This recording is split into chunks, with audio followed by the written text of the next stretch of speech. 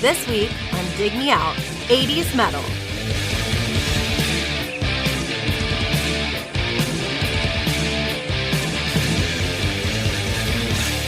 With your hosts, Jason Ziak, Tim Minichi, and Chip Midnight.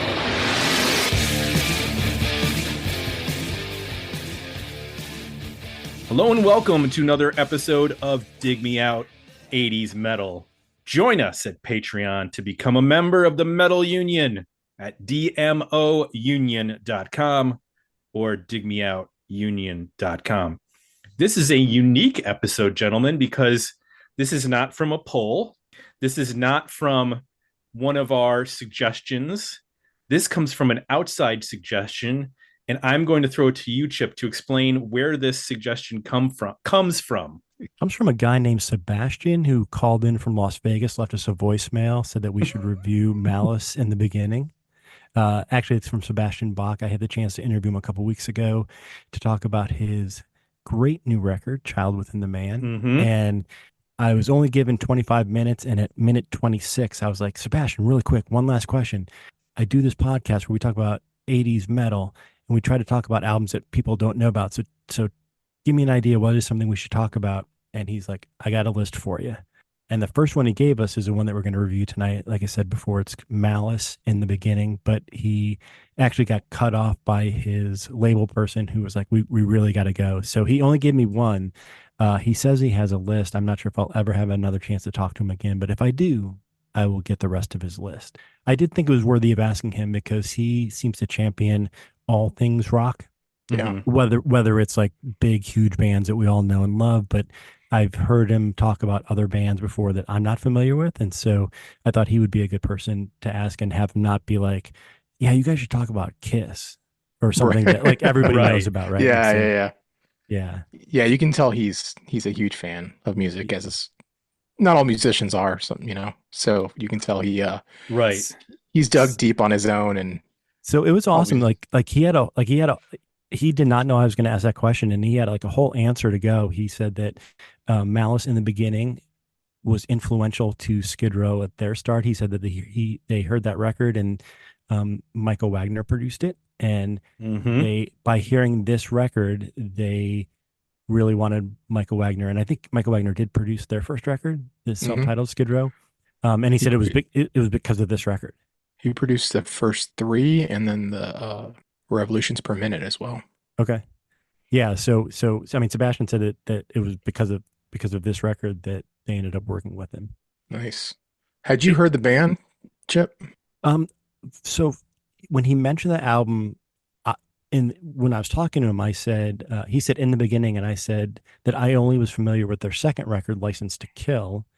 And then after we got done talking, as you can see over my shoulder, I went back and looked through my records, and I actually have Malice in the beginning on vinyl, which I'm sure it was, probably under $3 when I started my vinyl collection. When I restarted my vinyl collection, maybe 7, 8, 9 years ago, I was always on the lookout for super cheap vinyl and things that maybe I wasn't familiar with, but I should be, or hard rock or metal albums that I might have missed. I'll be honest though, I know that I bought it. I don't think I've ever listened to it before we decided to review this. So it didn't sound familiar to me at all. And I do have License to Kill, and I don't know that I've heard that one either. I have records in my collection that I have bought for cheap, and I've never listened to them, so I understand. That happens. You're just like, oh, $3? Sure. $3? Yeah, I'll grab this. And then yeah. Now that being said, I was familiar with the band. I mean, I know the name, and I think I knew, like, I think even having not listened to them, I could have, if you had asked me to describe what they sound like, I don't know that I would have nailed it, but I knew it was not the typical like lipstick, hairspray, leather pants, eyeliner, glam rock, hair metal, whatever we want to call it. I knew that they had a little bit of a rougher, tougher edge to them, and it was probably a little bit more hard rock and metal than the Sunset Strip stuff. Yeah. Jay, what about you? Had you heard of the band? I had heard the name. I kind of get them confused with a cluster of other bands like Raven and Riot, for whatever, like these one word bands that were sort of early 80s a little darker before the glam stuff, like Chip was talking about, like kind of knowing generally they're more of a classic metal sound. Uh, so I kind of knew of the name and had an idea of probably what they sounded like, but I had never listened to the record. Um, Tim, Chip, is this or Tim, is this your like favorite album forever? Yeah, I actually am a huge Malice fan. I'm in their fan club. No, I'd never heard of them. I think they missed an opportunity to. They called this album In the Beginning. It should be called In Wonderland. Malice in ooh. Wonderland. Come on, that's right there. Oh, They, that's good, Tim. Thank you. you'll probably get to this in history of the band, but a little spoiler. I had forgotten that I've seen that movie Vice Versa that they were in. Yeah. Um, I have like Judge Reinhold was in that, right? Yes. Was it like a parent child Yeah, it was like a swap body kind of switching thing? movie. One of those Yeah. many body switching movies. So like I vaguely remember, back in 1988 when that movie came out, being the kid that I was, I'm sure like I was super excited to see a metal band in a mainstream movie. So I'm sure I saw that movie. I probably rented it on VHS from Blockbuster Video. And I'm sure I was excited to see a metal band in there.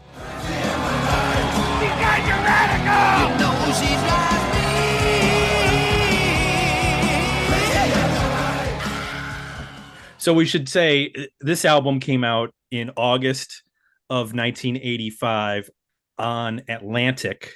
It was co-produced. It was Michael Wagner did like 5 tracks, and then the Ashley Howe did the other 5 tracks. And the lineup for this one, which we'll get into because there's been lineup changes for this album, it's James Neal on vocals, Mick Zane on lead guitar and acoustic guitar, Jay Reynolds on lead guitar, Mark Bain on bass, and Taurus pedals. I don't know what Taurus pedals are. I know what a Ford Taurus is, but I don't know what Taurus pedals are. And then Clifford Carruthers is drums and motorcycle. Yes. Guys, That's what are awesome. Taurus pedals? Do you have any idea what those? I assume they're in relation Are to. those what like Geddy Lee used to use for Yeah, I bass think that's what that is. thrush? They're like bass pedals you step on, and they create Yeah, like I think so. a bass tone. That is correct. Yeah. Okay. Exactly. Yep. So let's get into some history on this band. History of the band. They formed in 1981 in Portland, Oregon, the hotbed of metal in the 80s, Portland, Oregon. Jay Reynolds was in a band called the Ravers, and he put together Malice with vocalist James Neal, Matt McCourt on bass, and a name Dean Castronovo on drums. Now, Dean Castronovo has been in Journey, and he's a well-known name in the rock world. And Kip Duran on guitar. That was the original lineup. They went through some changes. They actually did get label interest from Metal Blade, and they ended up on the Metal Massacre compilation, 2 tracks, which was released through Metal Blade, Captive of Light and Kick You Down. Now, what's interesting is there are a lot of really big bands on the Metal Massacre comp. So on the original pressing, there's Steeler, Bitch, Rat, Avatar, Surith Ungal, I don't know how to pronounce that, Demon Fight, Pandemonium, Malice, and then the last band is Metallica, misspelled with 2 T's. And that's Hit the Lights. And that's 1982 that came out. And it's been repressed multiple times. And the second pressing switched out Steeler for Black and Blue, which is interesting. Why would you do that? And then the third pressing removed a band, Rat, and then the 40th anniversary pressing put those 2 songs back, so it has all 11 songs. So that was their first recording. They started playing live in LA in November of 1982. Played at the Troubadour with Metallica and Pandemonium as the opening acts. Metallica opened for Malice in 1982. They also played around the LA area with Armored Saint, and some other bands. So at this point, Castronova leaves the band. Cliff Carruthers comes in, who's the guy who plays on the album we're going to talk about. He had been in the bands Snow and Assassin. I don't know if those are two different bands or if that's one band called Snow and Assassin, but So I'm wondering if Snow was the band that Carlos Cavazzo was in before he joined Quiet Riot. So I'm curious if that's the same Snow or whether there were multiple bands named Snow. Don't know. So this is when they start doing demos with Michael Wagner and they get into a bidding war. They signed to Atlantic in the summer of '84, and that's when they start working on the actual record instead of just demos. And In the Beginning comes out in 1985. Their second album, they worked with producer Max Norman, who is one of those guys that has like a massive, hard rock engineering and production. Worked on a bunch of Ozzy albums, from Blizzard of Oz, Diary of Madman, Speak of the Devil, Bark at the Moon, Tribute, which was for the tribute album for Randy Rhoads. He worked with YNT, Sabotage, Loudness, Armored Saint, Lizzie Borden, Rough House, Dangerous Toys, Lynch Mob, Megadeth on multiple records, Phantom Blue, Built to Perform. That's Max Norman. We talked about nice. Yep. We talked about that on the 90s podcast. So they work with Max Norman, release License to Kill in 1987. Dave Mustaine and Dave Ellison of Megadeth and Black and Blues, Jamie St. James and Tommy Thayer and Jeff Warner did backing vocals on the record. So they're kind of connected to those bands, obviously because of Dave had been in the original incarnation of Metallica. They'd been on the comp with Black and Blue. They toured with Alice Cooper, Wasp, and Motorhead throughout this time. And then they actually opened for Slayer on the Rain and Blood tour in Europe, called the Rain and Pain tour. And they ended up quitting the tour because they got such a bad reception opening for Slayer. Oh, wow. Yeah. So Jay Reynolds in 1987 leaves the band to join Megadeth in place of Chris Poland, but then actually got kicked out several months later when Mustaine ended up hiring his guitar teacher, Jeff Young. I didn't know that it was his guitar teacher. That's interesting.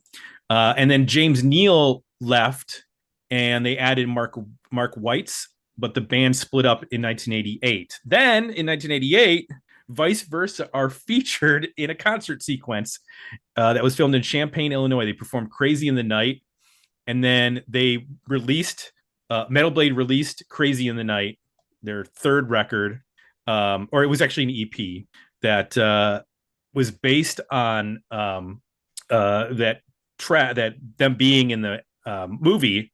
It was 3 songs, and producer Paul Sabo actually did vocals on those.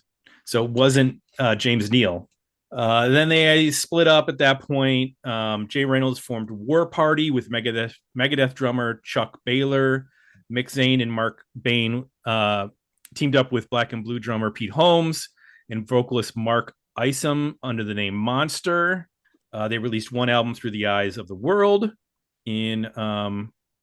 It was released in Europe in 1995 on Long Island Records. That huge label, Long Island Records. And then on Pulse Records in 1997 in the US. And then In the Beginning and License to Kill have been reissued numerous times. East West Japan reissued them both as a CD together. Wounded Bird label did the same thing. Rock Candy did a reissue of In the Beginning.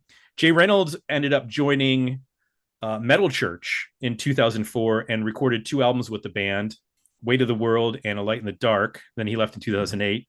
And then in 2006, Malice said, we're going to do some reunion tours, and then canceled them. They did play a couple of US shows with vocalist Brian Allen. And then they did end up going to Europe in 2011, played a festival in Germany with another new vocalist, James Riviera, from the bands Hellstar and Vicious Rumors. And they did a archive release, the rare and unreleased, on Retrospect Records in 2008. Included like early demos plus the songs from the Crazy in the Night EP. And in 2011, they signed a deal with SPV Steamhammer in Germany. And at that point, Robert Cardenas of Agent Steel was confirmed to be the band's new bass player. And New Breed of Gods, which had 4 new songs and 8 re-recordings, was released in May of 2012. Sadly, Mark Zane died of brain cancer in December of 2016. And then out of nowhere, I'm sure it was not out of nowhere, but they released a new album, Rockin With You, in 2020. Rockin With You, of course, being the name of the first song on the album we're going to review. So that's everything that I was able to put together with regards to mostly from the Wikipedia, some other spots, but that's the history of Malice. I think I covered everything. Jay or Chip, did I miss anything that you guys know about? I don't think so. Okay. You just took me to Malice school. Malice school.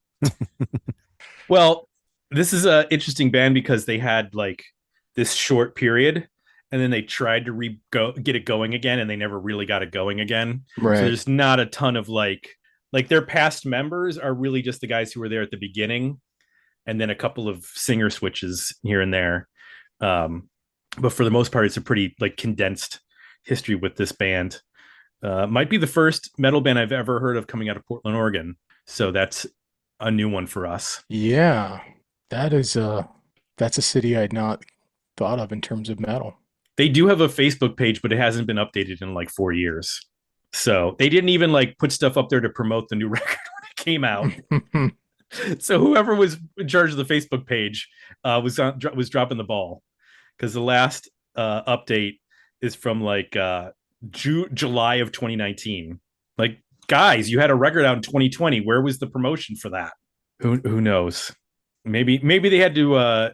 Maybe it was one of those where they had to switch to a new page because there was another Malice that I'm not aware of.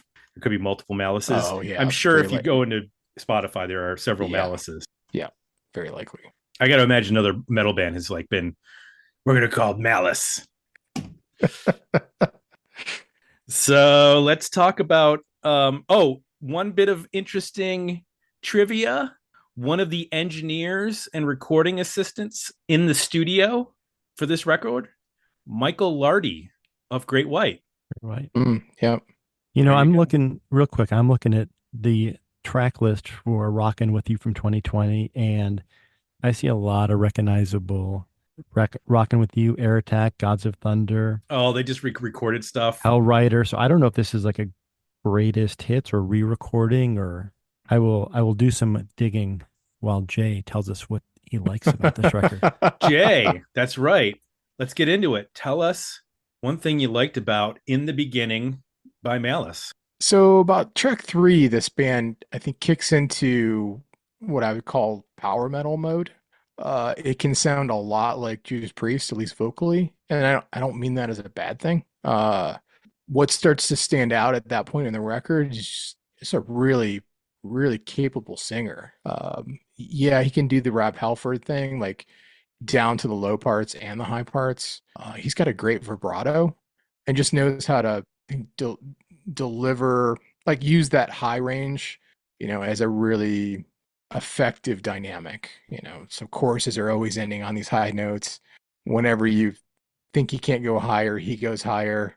He does some cool like fluctuations, like moving some minor notes and stuff as he's holding those. So there's some really, I think, impressive vocal tracks on here. I think the other part of it that it starts to really work for me at that point in the record is the drums just get a bit more energy and like lock into more of a metal, a metal mode, and using more double kick, the bass and the guitar really lock up then with that, really propulsive, aggressive drums. Gets a little bit more straightforward and chuggy too. You hear a little bit of a gallop in Air Attack, for example. And that's got a great, a good example of the chorus on that is it's a solid metal hook. It's just a super high chorus that, just delivers that line. As we turn around the growing forces, time is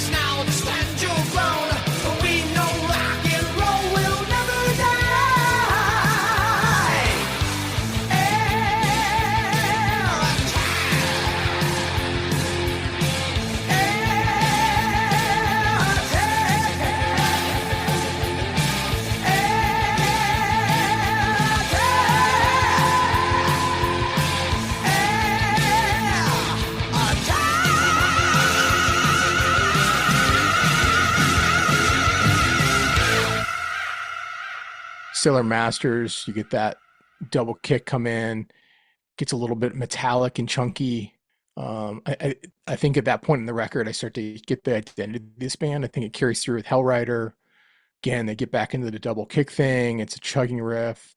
There's a cool, like, and throughout this, you can hear the Michael Wagner production too. And this is a good example of where there's a lot of reverb and, especially on the drums, even on the vocal too, but the drums are huge. They got that big shotgun snare sound, and Hellrider, he's even using a China cymbal in a way that's really cool. It's like this little accent part that creates like this kind of atmosphere and ambiance.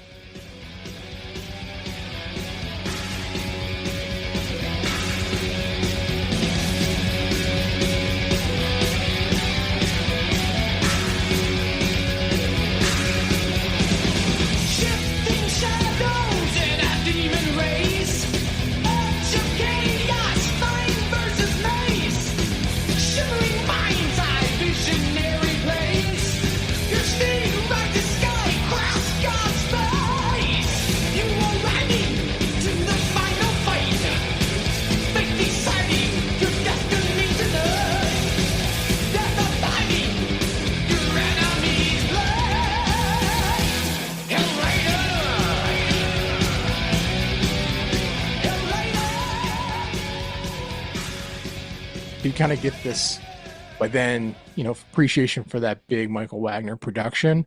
But the thing that's, I think, works about the way this record sounds, and maybe why, Skid Row was such big fans of it, is that it sounds big and powerful, but it's all very clear. You can hear every single guitar part. You can hear the bass player. A lot of metal records of this style, that's something that gets lost. The kick drums, really thumps. All of the nuance of everything going on, despite the amount of reverb they're using here, is still all present, which is really hard to do, once you start adding that reverb on and things start to get washy. So, I think that the production really works well for this, for the stuff that's more of a straightforward power metal kind of feel. The Unwanted is a good example where I start to hear more of the Iron Maiden style. You get a little bit of a gallop on the drums, the vocals really over the top and powerful. It's got a pretty good, high crescendo in the chorus. You hear a little bit of rasp in the voice like you would with Dickinson too. It gets a little bit more personality in there. And I think the way they end with Gods of Thunder, that's another good example. Double kick is back again. It's got some cool drum fills in it. It sounds epic, like you're going into battle. So I think those tracks really, hone in on this, this big, powerful metal sound. Really sounds a lot like 85, which I kind of enjoyed. It's kind of pre the glam stuff, sort of after the new wave of British heavy metal influence. You can kind of hear them playing with some of those sounds and kind of coming up with their own thing. So that's what worked for me. How about you, Chip? What worked? Yeah, that's a great handoff, because I was thinking the same thing. 85 was exactly what you said. It was kind of the pre-Sunset Strip that we will talk about probably more on this podcast. It was more of the, Van Halen had come out of that scene and had gone on to bigger, better things by 85. But 85, you had bands with probably a little bit beyond even Quiet Riot had kind of blown up a little bit before that. But if you go back to that Metal Massacre Volume 1, you've got Malice alongside Metallica and Rat, and I think that did exemplify what was going on as there were identities trying to be formed in LA at the time. And I did not do enough homework, but I think Tim mentioned, they headlined a show that Metallica opened for them. I would not be at all surprised if they were on a bill with Rat. So I think they could probably in 85, 84, 85, or whenever they moved to LA, even 83, fit on either of those bills and fit. I mean, I think it probably wasn't too crazy to have them on a bill. So Sebastian, recommended this, and so I pulled it out right after I got off the call with him, and like the very first, 30 seconds of Rockin' With You, that guitar it totally, and I can't put my finger on it, but it sounds like a Skid Row song, and I can't figure out which Skid Row song it sounds like, but Mhm. it sounded so much like a Skid Row song. The vocals did it, and once it got going, it didn't sound like Skid Row, but that the very beginning sounded so much like a Skid Row song. I can hear it. Yeah.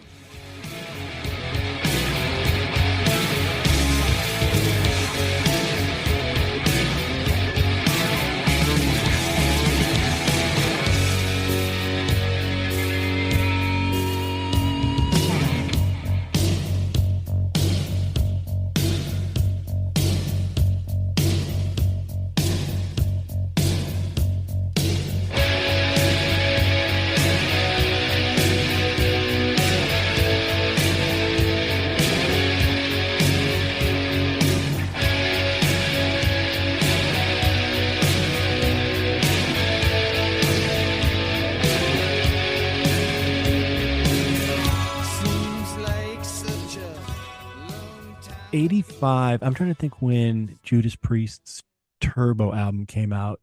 I was familiar with Judas Priest from You Got Another Thing Coming and Heading Out to the Highway, and some of the hits that I would see like videos for on MTV, but I didn't really know their catalog that well. And so Turbo was kind of my real introduction to Judas Priest, like the first Judas Priest album I bought because I was familiar with the band.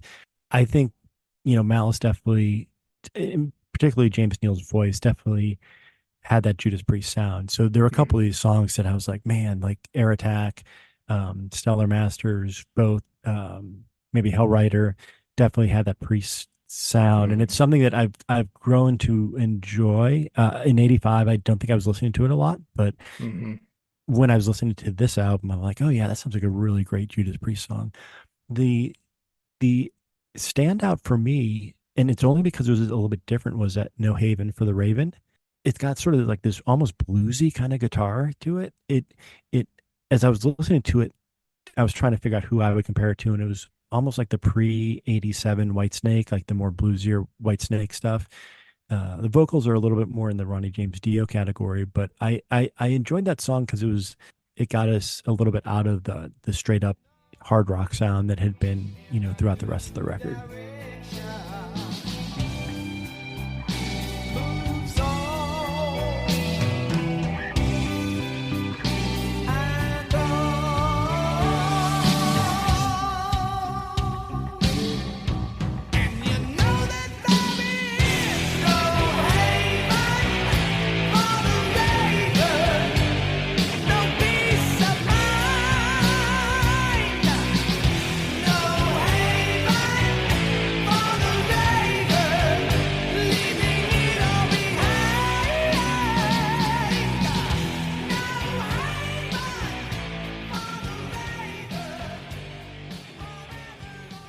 Yeah, I also think I did just a teeny bit of research, but like I don't think 85.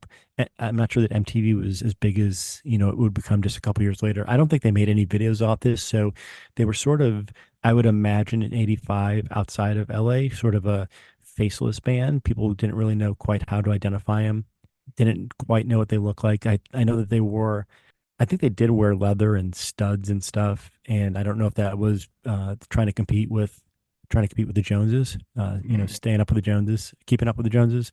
I don't know if that was really the look that they wanted to have, but I think that a lot of bands, like you had mentioned, Tim, Armored Saint, and even Slayer and Metallica at that time, all sort of had that look. And so, yeah, I'm not sure that like I don't think I would have recognized them on the street because I don't think I saw a video from them. But I think I don't remember seeing their video either. Yeah. Tim, how about you? Well, obviously, this is the first time I've heard this. I feel like this is an album split between two personalities. One is the sort of new wave of British heavy metal, Priest, Maiden influence stuff like Air Attack. Air Attack is so Judas Priest. He's got, like you said, Jay, he's got that that vibrato that Rob Halford has. And it hits that perfectly. And I don't look at it as like an imitation. They're just sort of they have the same range vocally. But then you get stuff like you mentioned the opening track, Rockin With You, sounded like a Skid Row song. I thought it sounded like a lot of those bands, but I also thought it sounded like it could have been an early Rat song. Just that guitar riff, and like Squeeze It Dry is much more straightforward, almost has like a Poison feel, like a harder Poison song.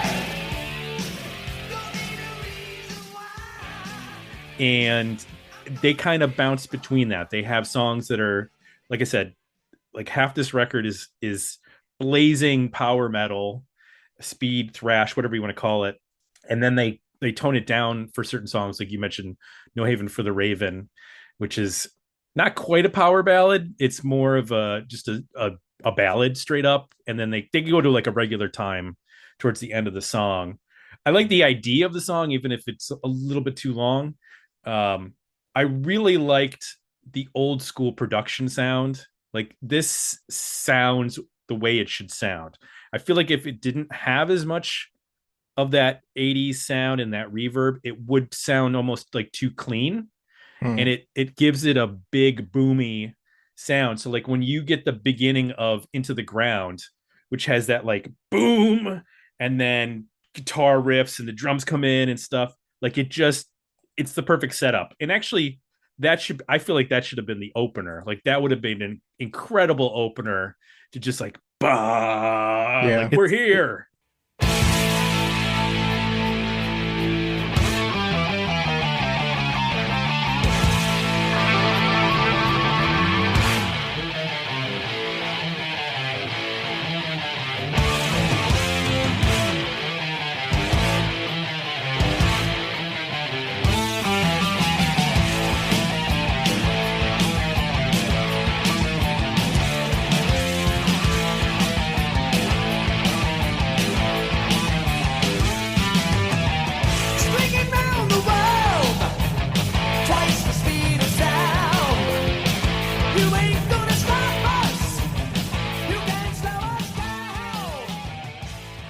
It's a little Motorhead-ish even in the music, I thought.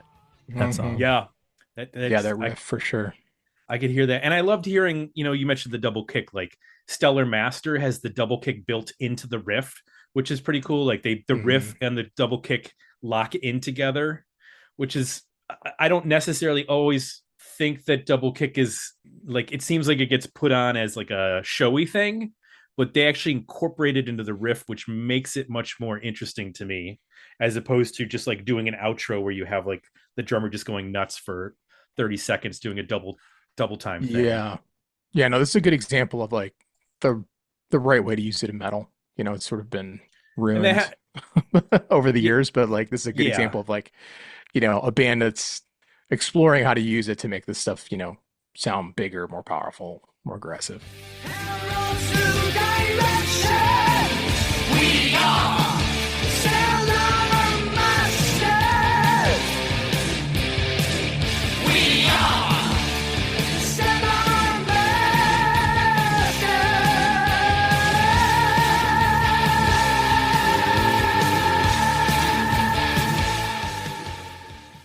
I did think about the fact that when we were talking about Michael Wagner working on the Warrant Dog Eat Dog album, that he had brought in people to play some of the guitar stuff because the people that were actually playing on it couldn't pull it off. And I'm assuming that everybody's playing on this because there's a lot of cool, like Hellrider has a really cool, like big guitar solo. And that happens throughout the record where, like I mentioned, Into the Ground has a great opening with those guitar riffs. And throughout the record, the guitars are really doing a lot of cool stuff. Even if you might now go, oh, well, that sounds like Priest, or that sounds like whatever. But at the time, I feel like it feels more original for the time. Like you guys are saying 85. For me, 85 is like, Def Leppard. Is Mhm. that Pyromania around that time? Is that when that comes out? So I'm thinking I'm sort of like just getting into harder rock. This is probably like early Bon Jovi. Also, this maybe like Mhm. first or second album Yeah, I Bon think Jovi. Pyromania, I think, was like 82, 83. Oh, was it? So maybe this is Yeah. the follow. Maybe this is Hysteria. Then They when took a long time off because the Yeah. car accident happens in there and the that's drummer right. loses an arm. Yeah, I got to remember that behind the music, all And that, all that stuff. Which, by the way, I just signed up for Paramount Plus so I could watch the new Behind the Music. So, because Nice. there's so many episodes of that I have not been able to check out yet. Also, there's a Pyromania, Lollapalooza documentary. Pyromania. Oh yeah, Pyromania was 83, Hysteria was 87. Oh wow, so that's a big, yeah, that's a big gap. Yeah. I mean, you think about bands that were like put out an album, tour for 18 months. You got like 6 weeks in the studio to make another record, and then you're immediately back on the road as soon as that record comes out. Like the fact that there was a 4 year break in between, and I'm assuming a lot of that was because of the turmoil that the band was going through. Anyway, I really enjoyed this. It sounds of the time, but I also like feel like there I am discovering bands now that have an old school metal feel that aren't far off from this in some ways. Like I'll throw a thing in our text message to Jay. I'll be like, check this out, and it'll be like some band that's like sounds like they're from like 1982, and you can tell that this could be one of those albums that is a complete failure as far as commercial success, but would have fans like a Sebastian Bach who say, oh, you guys got to hear this record. Like this didn't do well, but everybody who's heard it loves it. So that's what some of the stuff that worked for me on this. What did you guys think of? So did you have the same feelings? Like half of this record is one sound and half of this record is another sound. Yeah. Yeah, I picked up on that for sure. That's really it comes down to me what worked and what didn't work. It's really split on that divide. So I'm Mm-hmm. all in on the power metal stuff. I think they have the right sound, the right singer to deliver that. They got the chops to do it. And I think that type of sound also doesn't require the songs to be amazing. They just get a good ref, deliver the right energy, have some, dramatic moments. It's just about the feeling of like just feeling the power and the adrenaline. And whereas when they go into the other modes, let's just say like, whether it be, Rockin' With You, which has got like kind of a strut groove that you'd hear like later with Skid Row, or No Haven for the Raven, which to me gets kind of atmospheric and almost experimental. There's some really strange chords in that song too. Squeeze It Mm-hmm. Dry goes in this AC/DC like direction. You said Poison, I can hear that too, but it's just more straightforward. Tarot Dealer has a little bit of like a more of a groove to it. Again, it's a little simpler. The tempo's down. It's a little lumbering too. When they're in that mode, it really the songs have to be good for me. It kind of gets into that territory, that turbo point of entry style Judas Priest, where some of those songs they're just great hooks. I mean, my goodness, like they're just straight up killer choruses, and then you've got like all the power of Judas Priest around that. Head Out for the Highway, that comes out in '81. It's very similar to some of the stuff they're trying to do on here when they're sort of in that a little bit more accessible mode, but they just don't have the songs. They don't have the big killer chorus. They don't have the hook. So for me, that material, I think it sounds interesting sometimes, and I like the nostalgia of it. And there's parts of it that I think are cool. It's just not as effective. It just falls flat for me because it doesn't deliver on the hook and the chorus and as a song as well. Anything that worked for you, Chip? Yeah, very similar to what you both have been saying. I think again, trying to put myself, I was just a 14-year-old kid in '85 reading Hit Parader and Circus magazine, and I don't.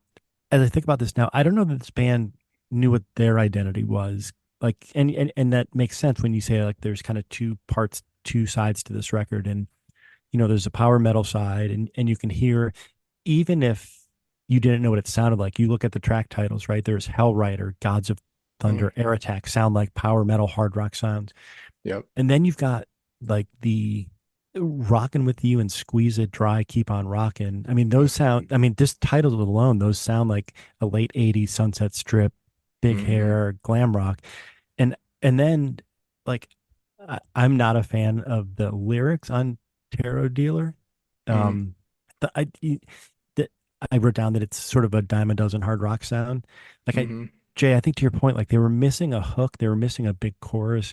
And I know that a lot of those bands at that time period maybe didn't have all that stuff. I mean, power metal is not known for having huge hooks or big gang choruses or anything, but I couldn't find a lot to hold on to on this record. Like I've listened to it a few times and there's stuff I like, but a lot of it, to your point, Jay, sort of falls flat for me. And again, I do think it was, I did read something that said that they held out for a major label deal, that they had gotten offers from Metal Blade, and that, who was it? Did Metallica sign with Metal Blade and Slayer sign with Megaforce or something like that? Like, or no, other way around, I think.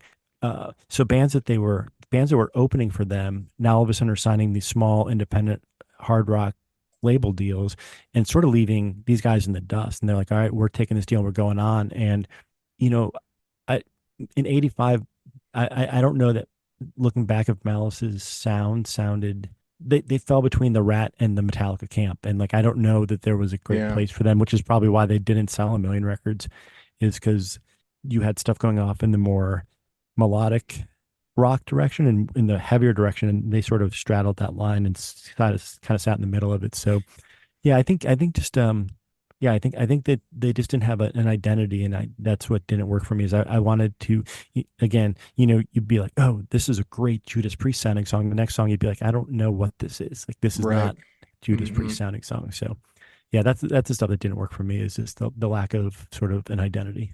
Totally Tim, agree. anything for you? Totally agree. It's the weirdness of bouncing around. What's interesting is that Michael Wagner produced Air Attack, Stellar Master, Hellrider, and Gods of Thunder, and Rockin' With You. So 4 out of those 5 songs are really good songs. Yeah. Rockin' With You is just such a kind of a lame opener. Yeah. It just sets off, it doesn't give you an idea what this band is capable of. And I agree with you, like on Tarot Dealer, the problem with that song is it has that one note bass line, that bump, bump, bump, bump, bump, bump. That's late. That's just lame. I mean, that's so easy to do something else that's more interesting. Doesn't really change it up. There's like a little like 1 or 2 note riff on that, but it's just kind of a lazy riff. And their best moments are when they are up tempo. James Neal is letting it rip and the guitars are going nuts. Like Air Attack, the guitar in the chorus of Air Attack is like, it's like out of a Public Enemy song. It's like, the air siren kind of the air siren thing. Like that would be sampled kind of for a Public Enemy song. Yeah. Like that's how cool that guitar part is. And I just needed more of like that stuff. Just crazy over the top. I don't need you to try to be a glam rock band on Squeeze It Dry or what have you. So yeah, I'm sort of Rockin' With You is a good example of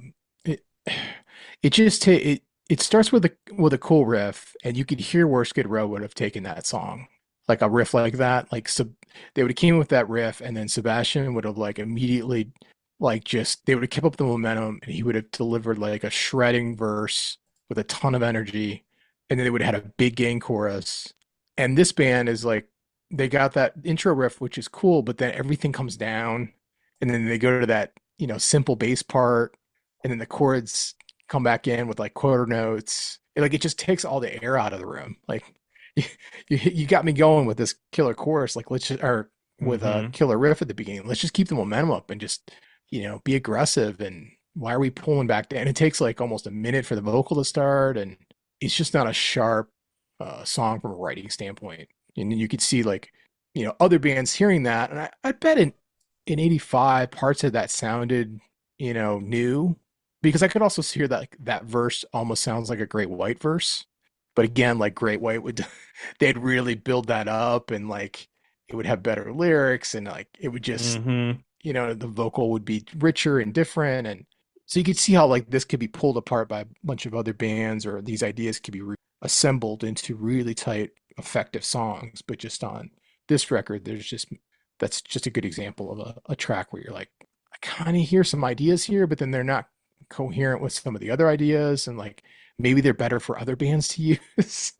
That's a good point, because I think you guys talk about it a lot on the '90s podcast, right? There's some bands and a lot of records that came out that didn't sell a lot of albums, that weren't even great records, but that had just enough that a kid who was more original and was more creative would pick up a record Hmm. and be like, this isn't.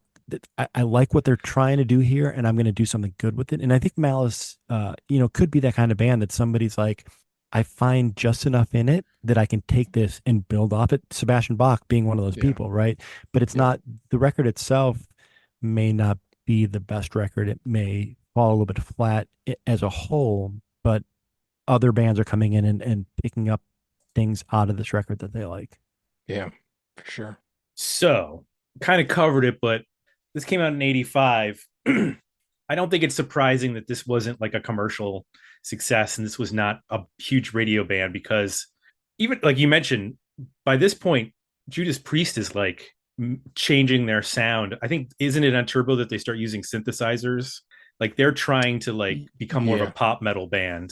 And Turbo's And like the year after, it's 86. right. So yeah, they're headed in that direction. They're from 81 to 86, like they're progressively like every record getting a little commercial. So it's, in some ways this is a little bit in the past with that like sort of classic Priest sound, and then the stuff that's more contemporary of 85 is just okay. So it's, I'm sure that they sent out, it's on Atlantic, I'm sure Atlantic sent out 7 inches or whatever they did at the time, singles. What do you send to a records, or a radio station in 45s 85? You probably. send a Probably, 45, right? I'll probably sell them 45, yeah. Yeah, so I can see why they would probably ignore some of it, to be Th- honest. This is a weird band for Atlantic to have signed, right? I mean, Yeah.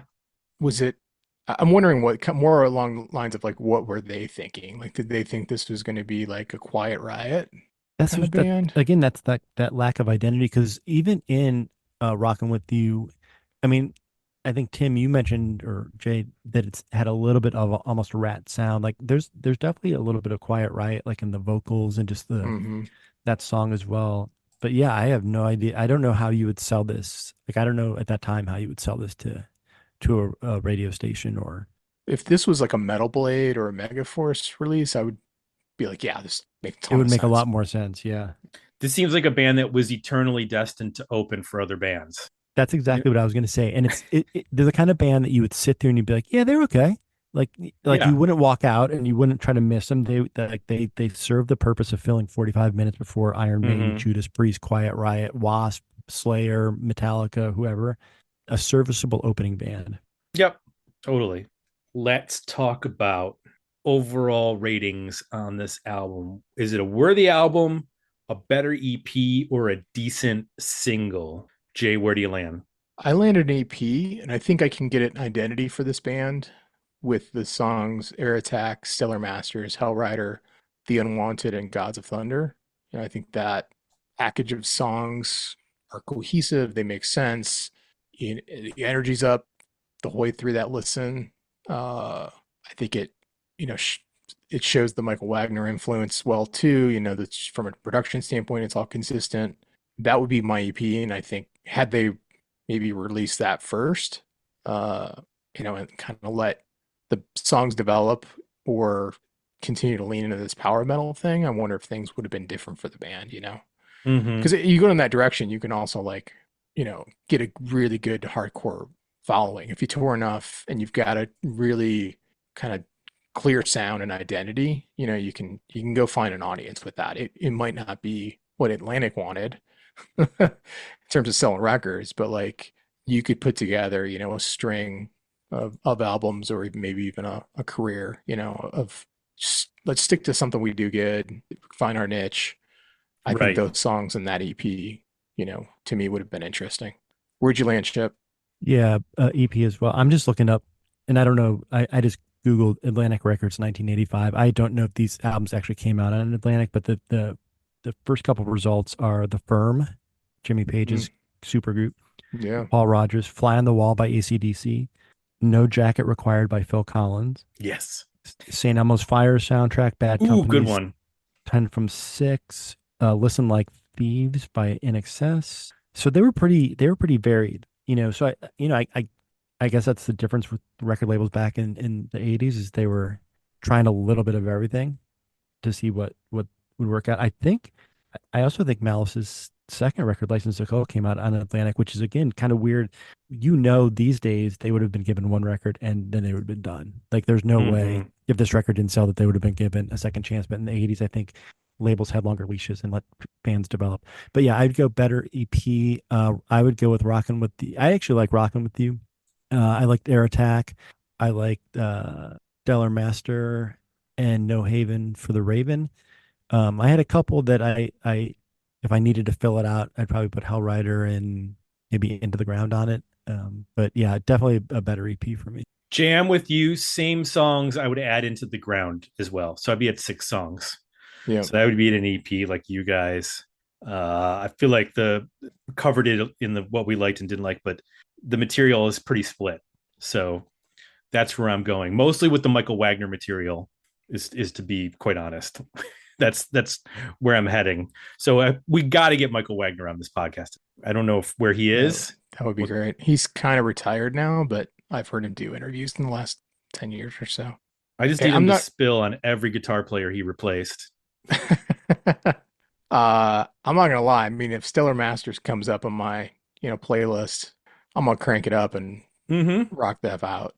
Like it's a pretty fun song. That would be a cool song to hear live too. Even if another band covered it, I think it would come across really cool live. Yeah, I added a number of these to my rock playlist, so yeah. It's gonna live on in my car in the very strange playlist that has everything from like Oasis to Malice to Blur to Swerve Driver and Czar. Oh my goodness. Yeah, it's basically any rock music from the last 40 years is in this one playlist. So it's very schizophrenic.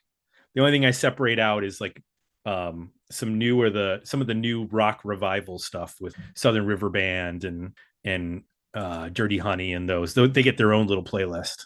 But okay. Yeah. Special.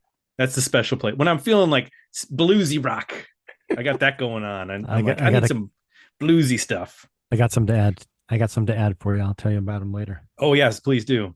Yeah. So that's 3 better EPs from the we all are on the same page, even though Chip was a little bit familiar with this band, couldn't really remember them. Jay and I, but we're all on the same page. Better EP on this one. We want to thank Mr. Bach for suggesting this. No, that's pretty awesome that you got to talk to him, and maybe someday we'll it's find a fun out listen the rest too of that list. For that reason, like to hear, like knowing he suggested it, knowing Michael Wagner produced it, and then as I listen to it, obviously I'm kind of listening through that filter. Yep. And you can definitely hear like, oh yeah, okay, whether it's a drum sound or a guitar riff or even vocally, some of the stuff he's doing here, you can hear Sebastian do. And that's what I'm saying, right? Like Sebastian is like, I know he loves Judas Priest, but like he also loves Kiss, right? And so he's listening to some of this stuff saying, I really like what this song is doing, but let's hear what it would sound like with a bigger chorus and a flashy guitar solo instead of a power guitar. Like I definitely think that, like I said, he and Skid Row probably took stuff away from this, and they were like, we don't want to sound just like this because we don't want to sound like Judas Priest or power metal Iron Maiden, but we like pieces of it. Yeah, it's a big, powerful rock, sound. They just wrapped it around some big hooky songs and kind of just distilled it down even further. Well, if you'd like to be like Sebastian Bach, good luck, because you're not going to have that voice, but you can suggest a record to us by going to digmeoutpodcast.com. You can go to our suggest an album page. It's not exactly how Sebastian did it, but we'll just pretend like he did. Like I like to pretend that Sebastian Bach went to our website, clicked that, found the drop down for all the information he had to put in, and dropped his album suggestion there. You can do that for either this 80s metal podcast or our 90s rock podcast. Both go into the same form, but two different hoppers. They get split off by our AI overlord, and the AI tells us what to review, or else it hurts us, and we don't want to be hurt by the AI. Sir, we let the patrons pick. We're not Yes. we're not at that point yet. And Tim, a little teaser, right? We've got a couple of guests going to be joining joining the crew on the next couple after this. people that you would not have guessed will be our guests. and I think sooner than later, maybe even the first interview for the 80s metal podcast. Very cool. Well, I'm very much looking forward to not just having these guests on, which is going to be awesome, but the records that they want to talk about, because we get to talk about more bands from this era, which, in case you don't know, this is like episode 9 or something like that for us. And we're about to hit numero 10 for the first season. Every other week it's happening. You can support the Metal Union at digmeoutunion.com or dmounion.com or digmeoutunion.com. It's a Substack newsletter, and it comes out every week with a calendar of new releases of albums, documentaries, such as the Bon Jovi documentary that was just out that I enjoyed. I'm sure you gentlemen enjoyed that as well. Very raw stuff on there. I was not expecting John Bon Jovi to be that open about his vocal struggles. That was pretty interesting. Also sitting with my wife, who is a musician, professional, music teacher, went through music school, and getting her impact or her input as we're watching, and like him understanding all of the vocal issues that can happen with a singer, and realizing like, oh, if you play guitar, you can pretty much play guitar until you die, but being able to sing into your 60s and 70s the same way you did at 20 is almost impossible. Like that's one thing where your instrument gets worse. It makes you appreciate whenever you hear or see Rob Halford live now. I mean, the dude is unreal. I mean, what is he? He's got to be pushing 80 at this point. He sounds as great as he ever did. I don't understand. Well, it made me appreciate, I was thinking about watching Mick Jagger getting ready for a tour where he was literally in like a dance studio, and he practiced all his moves. So he's physically able to move and sing at the same time. Because again, the guy's like 75 years old. He's got to be able to like be in shape. And he's basically not just working to keep his vocal in shape, but he's also keeping his body in shape, like in a better shape than people half his age, which is pretty remarkable. Have you seen, I love this about Mick Jagger, and I know it's a quick photo op, but have you seen like whatever city they're in, like he goes out and takes a picture somewhere, and it's usually at like a local restaurant, like out in front of a sign of like a local coffee shop, and he's just standing on the street, like kind of pointing at the sign, or just out in front, and you're like, one of the biggest rock stars in the world is just, and again, I know it's a photo op. I know he's probably hopping out of like an SUV with 20 bodyguards and whatever. It's not like he's just hanging out in front of this coffee shop, but it's still, I think it is cool. I'll see those pictures pop up every once in a while and be like just amazed that Mick Jagger's not, being squirreled away in a hotel somewhere. Right. He's actually going out and seeing parts of the city. So wait, Tim, how old do you think Mick Jagger is? 75. What do you think, Chip? Do you know? I don't know, but I did look up Rob Halford, and he would be upset that you pushed him at almost 80. He's 72, Rob Halford. Okay. Mick Jagger is 80. He's 80. Okay. Wow. So Chip, speaking of those photographs, when I've told the story on the Dig Me Out podcast, but I'll share it here, or on the 90s rock podcast, but I'll share it here on the 80s metal podcast. When they were doing one of their late 80s, early 90s tour, one of those kicked off in Buffalo. And at the time, that's where I lived. And years later, I found out that a friend of my dad's did like limousine service for people, and they got to do the Stones.